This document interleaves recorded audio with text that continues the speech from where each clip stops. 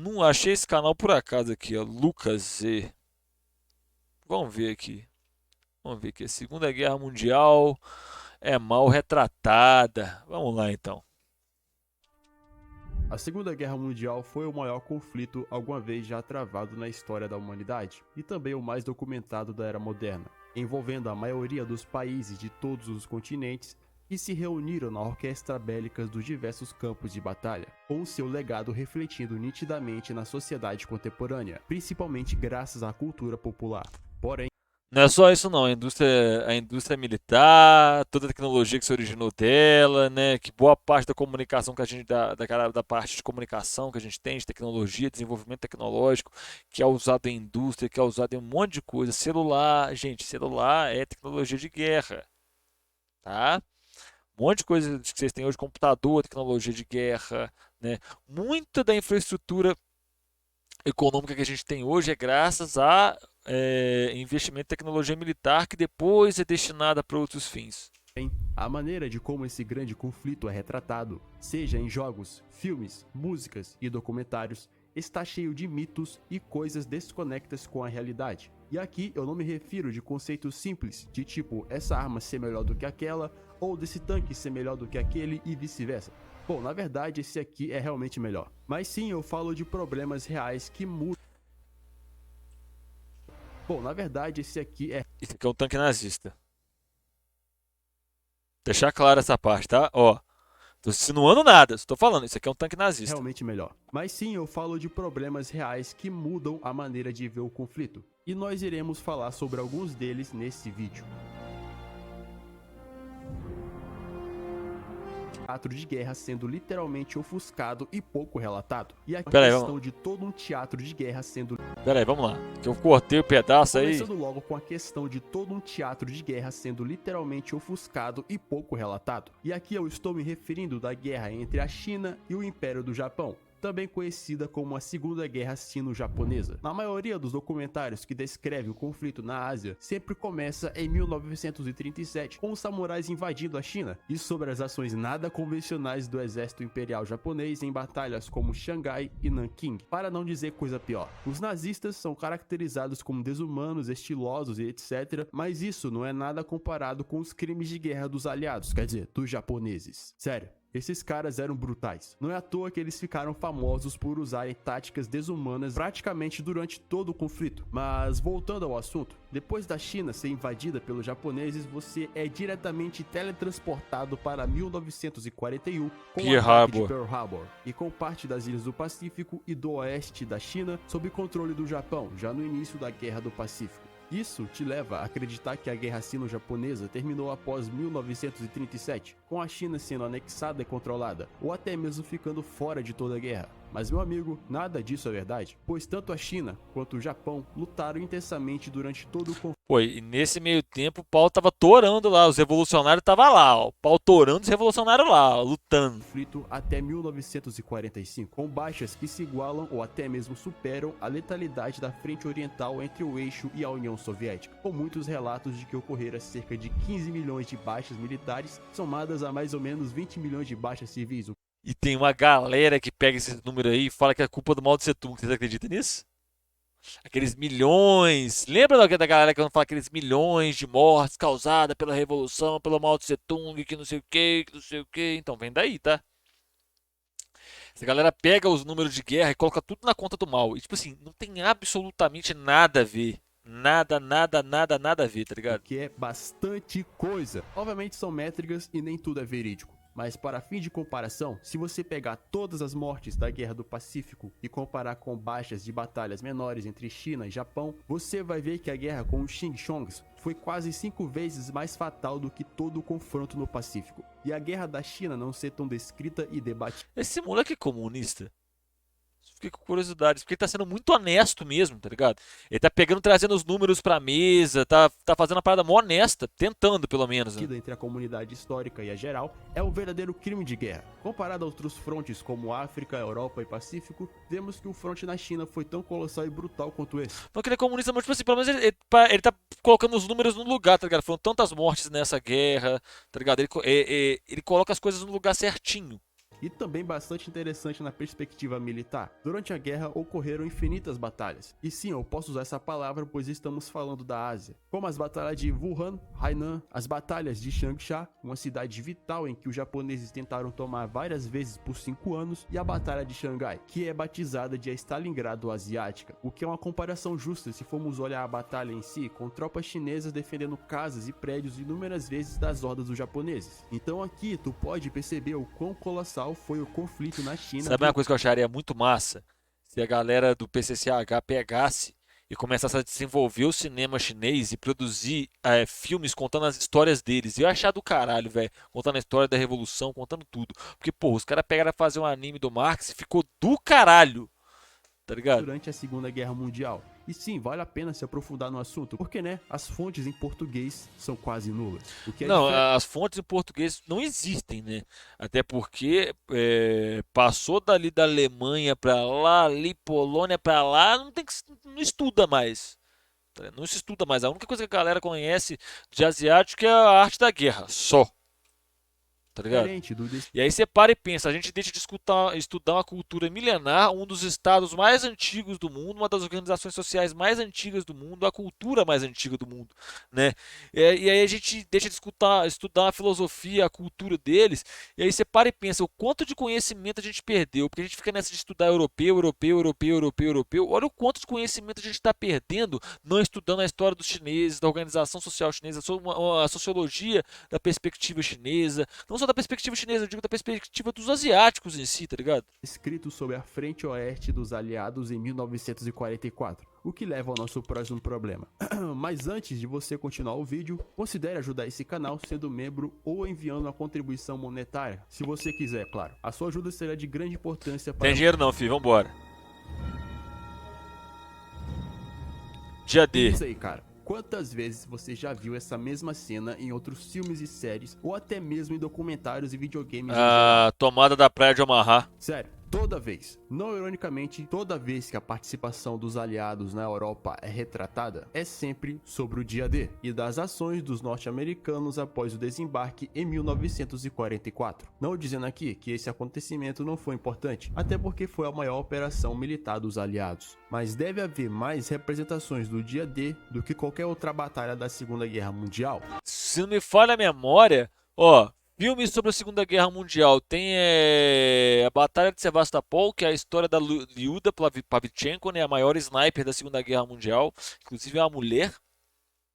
E tem o Enemies at the Gate, que é a história do Vasily Zaitsev.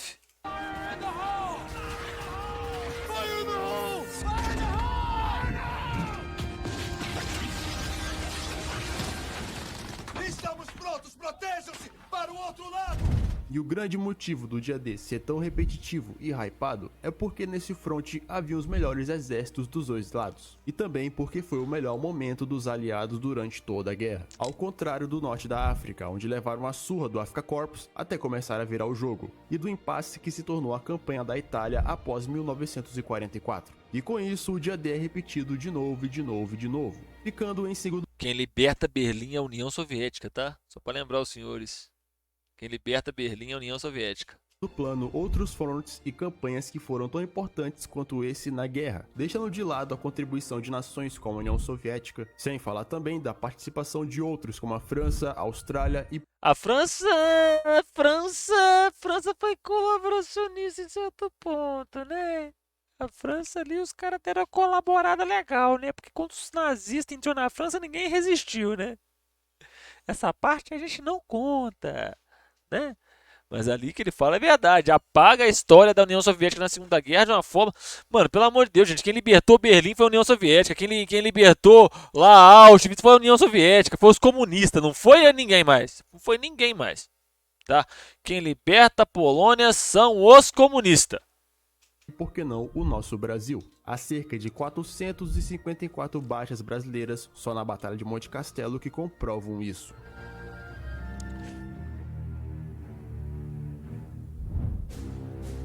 O próximo problema sobre o retrato popular da Segunda Guerra Mundial é de que os alemães foram imbatíveis. Mas aí entra a questão que é o seguinte, olha só.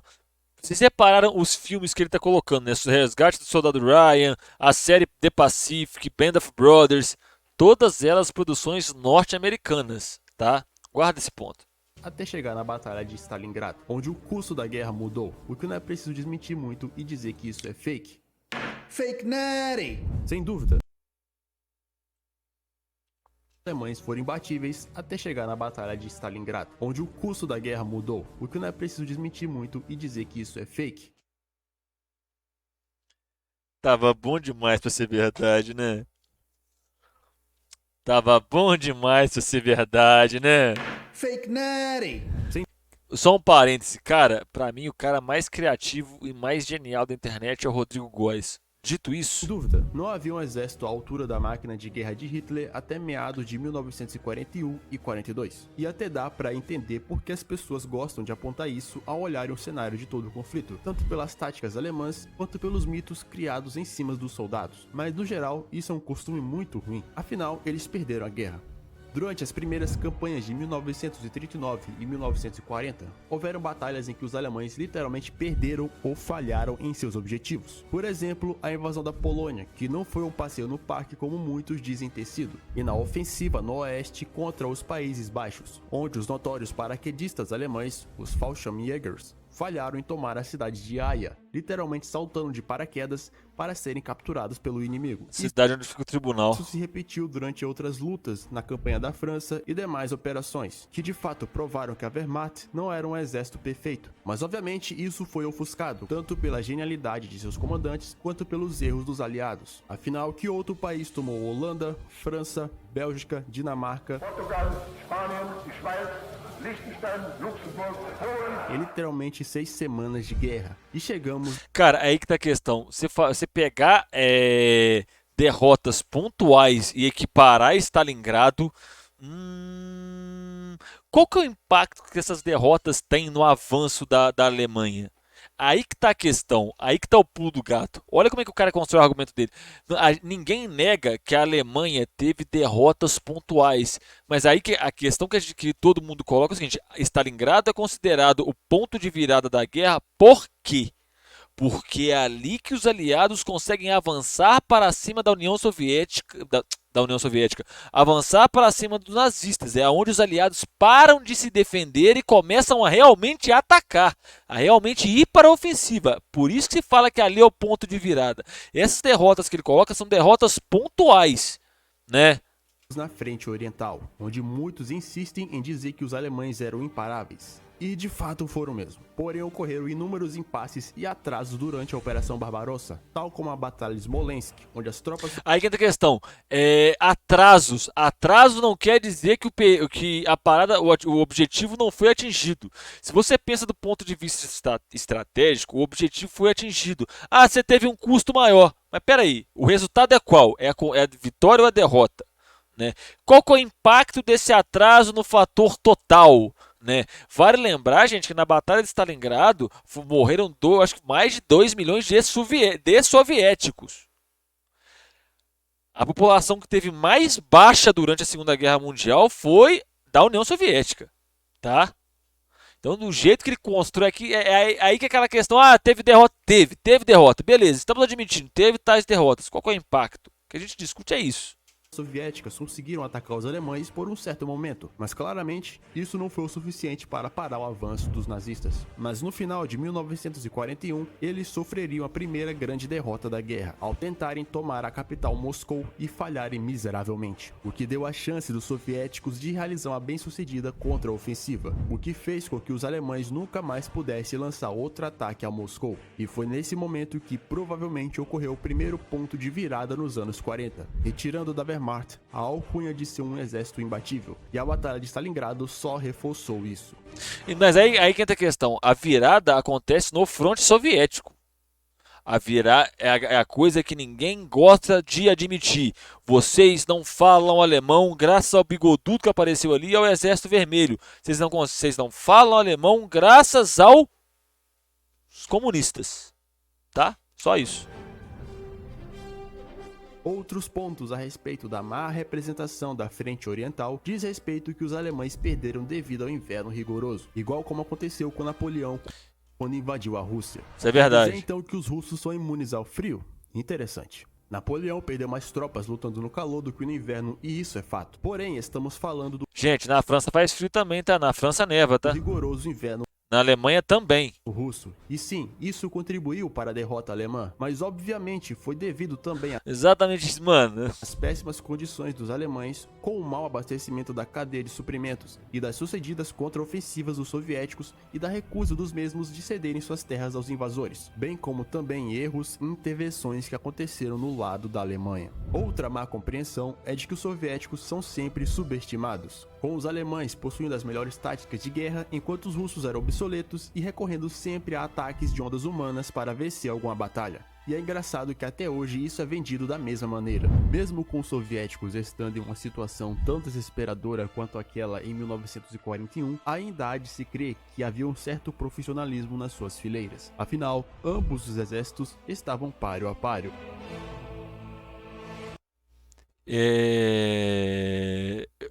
Lembra que eu falei dos filmes como é representado? Então, gente, quem produz os filmes é a indústria de Hollywood. A indústria de Hollywood é uma máquina de propaganda dos Estados Unidos. Tem videogame que só o Call of Duty teve que ter o roteiro revisado pelo Pentágono para ser lançado. Top Gun Maverick teve dinheiro do Estado para ser lançado, né?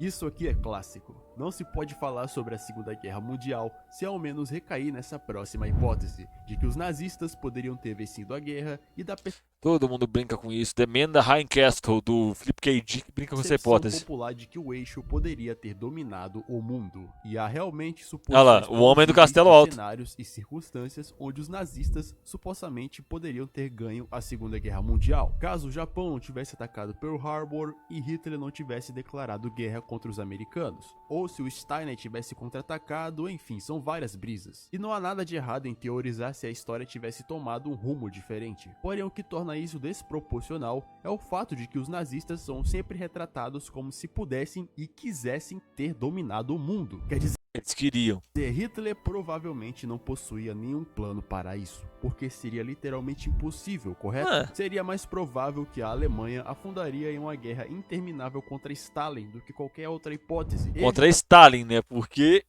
só tinha, não tinha, a União Soviética não tinha população, era um monte de clone do Stalin, assim, né? Porra. Se analisarmos bem a Segunda Guerra Mundial, veremos que o maior inimigo da Alemanha foi o próprio Hitler e as pessoas em seu círculo de poder que o sabotaram. Porém, mesmo assim, somos levados a crer que o eixo, especificamente a Alemanha, queria dominar o mundo. Literalmente em 1984. História e ficção são coisas que, se você misturar, resultará em um filme de Hollywood. Não é relativizando, mas a história realmente é. Eu acho o cúmulo os estadunidenses cinéfilos analisarem filmes da Segunda Guerra. Na cabeça deles, Bastardos Inglórios é um filmaço super realista. Vai e veja, é propaganda comunista malvadona. Exatamente escrita isso. pelos vencedores. E dá pra imaginar sobre o que os países do eixo falariam nos livros de história caso tivessem realmente vencido a Segunda Guerra Mundial. Mas como não venceram, isso fica apenas no campo das ideias. Enfim, meus amigos, esses foram alguns tópicos sobre a percepção deturpada que muitos possuem da Segunda Guerra Mundial. E se você concorda ou discorda de alguns desses pontos, fica à vontade para deixar um comentário abaixo. E caso queira sugerir mais tópicos ou um tema específico de vídeo, também será bem-vindo. Tenha um bom dia. Cara, em partes eu achei o vídeo bem honesto. Bem honesto mesmo, tá ligado? Bem honesto mesmo. Pra falar a verdade. Porque eu esqueci o que eu ia falar. Porque, tipo assim, tem alguns errinhos ali, algumas coisas que eu quis pontuar, mas ele foi bem honesto em certos pontos. Ele colocou a questão da Batalha da China, como que foi sangrenta, ele colocou os números mesmo, honesto. Pô, 20 milhões de pessoas morreram nessa guerra e tal. Ele foi honesto, falando, não, morreram por causa da guerra, não foi por causa de um lado ou por causa do outro, entendeu? Fruto do conflito e tudo mais. Eu achei bem, até que a proposta desse canal foi bem interessante, cara.